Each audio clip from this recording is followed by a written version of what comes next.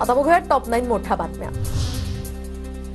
नाराजीनंतर भुजबळ आणि अजित पवार पहिल्यांदाच समोरासमोर येणार। मंत्री धनंजय मुंडे देखील या ठिकाणी अधिवेशनाला उपस्थित राहणार। आजपासून शिर्डीच्या पुष्पक रिसॉर्टमध्ये शिबिराचं आयोजन।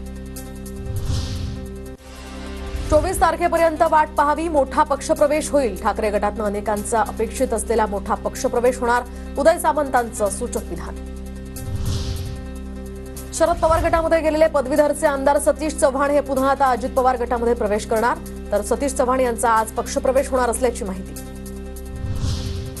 3 पक्षांमध्ये तू मैं सुरू असतं। अजून जिल्ह्यांना पालकमंत्री मिळालेला नाही। पालकमंत्रीपदाच्या नियुक्तीवरून आदित्य ठाकरेंचा निशाणा। जिल्हा परिषदेचा कारभार प्रशासकाकडे येतात। चंद्रशेखर बावनकुळेंकडून आढावा बैठक। पाणी पुरवठा योजना, अंगणवाडी बांधकाम, पाणंद रस्ते, प्राथमिक आरोग्य केंद्रांचा बावनकुळेंकडून आढावा। भाजपचे सर्व मंत्री आणि राष्ट्रीय स्वयंसेवक संघाच्या वरिष्ठांची बैठक। लोअर परळच्या संघ मुख्यालयामध्ये आजपासून 2 दिवसीय बैठकीचं आयोजन। तर मुख्यमंत्री फडणवीस आणि बावनकुळे इथे उपस्थित राहणार।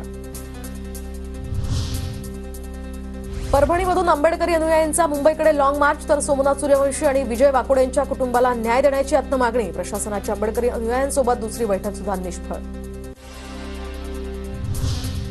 आंबेडकरी अनुयायांचा या ठिकाणी लॉंग मार्च सध्या कुंभकर्ण टाकळीत। सकाळी 10 वाजता लॉंग मार्च कुंभकर्ण टाकळीहून बोरीकडे निघणार।